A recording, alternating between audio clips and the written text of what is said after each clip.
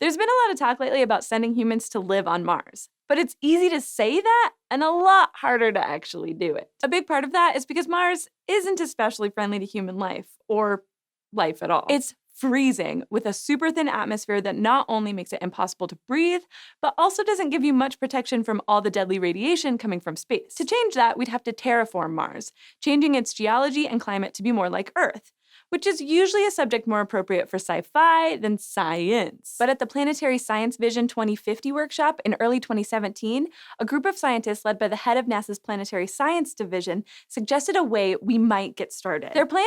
Build a giant force field, a protective magnetic field for the planet. And as weird and impossible as that sounds, it's not totally science fiction. The idea is that this magnetic field would replace the one Mars lost long ago, which would then let the planet build up a thicker atmosphere. Billions of years ago, Mars might have looked a lot like modern-day Earth, with a magnetic field, a warm atmosphere, and oceans on the surface, with about as much water as our Arctic Ocean. But for reasons scientists still don't fully understand, Mars lost its magnetic field about 4.2 billion years ago, and everything kind of went downhill after that. Without a magnetic field to block the charged particles streaming from the sun, aka the solar wind, much of the Martian atmosphere got stripped away over the course of about 500 million years. Without a thick atmosphere to trap heat, the planet froze and its oceans were lost forever. Unless we can find a way to bring them back, that is. Even today, 4 billion years later, and with barely any left, Mars can lose up to 1 kilogram of atmosphere to space every second. We'll never get back all the stuff that's escaped into space already, but there's still gas leaking out of the planet's crust, so there's at least some hope of building it back up.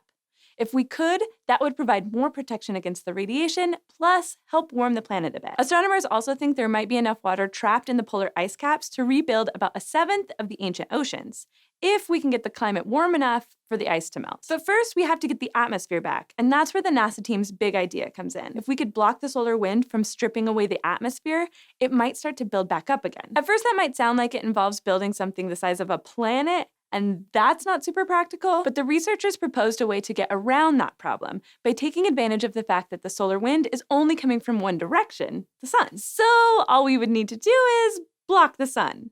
Kind of like what the moon does during an eclipse, which would still require a huge shield, but we wouldn't have to build a giant solid thing. It would just be a magnetic field. And that might actually be practical someday. All we would have to do is figure out how to generate the field. Then it would reach out into space and do the rest. More specifically, the team suggested putting a field-generating device about 1 million kilometers from Mars. The magnetic field would have to be a bit stronger than the Earth's, which would be hard on such a large scale, but it's something we could probably figure out how to do. To understand what that would do to Mars, the researchers followed a 2-step process. First, they used computer simulations to calculate what a magnetic shield would do to the atmosphere. Then they used climate models to predict what effects those changes would have. The results suggested that Mars's climate would change a bit, but that we shouldn't get our hopes up too much. Although a strong enough field would stop the solar wind, that's only one of the processes making Mars lose its atmosphere. The planet's weak gravity and molecular interactions with sunlight also contribute. In a process called photoionization, atoms and molecules in the upper atmosphere can absorb energy from light and break apart. Some of those pieces end up with enough energy to break free of Mars's gravity and escape to space, which is not good if you're trying to keep the atmosphere around. And although the global temperature would rise, this would mostly happen near the equator, which is not where the ice is. In fact, because of the way atmospheric physics works, it might even get colder at the poles than it is now. That would keep all the dry ice, which is made up of solid carbon dioxide, trapped in the polar ice caps instead of vaporizing it into gas that would thicken the atmosphere. Plus, that dry ice is sitting on top of the water ice needed to refresh the global oceans. And even if the shield was enough to thicken the atmosphere and bring back the oceans, it would take a while. Like, the researchers didn't even have an estimate of how long. So I wouldn't count on taking a boat down Valles Marineris anytime soon, but the idea is intriguing because unlike many other terraforming ideas, the technology seems pretty doable. MRI machines use fields even stronger than what this research calls for.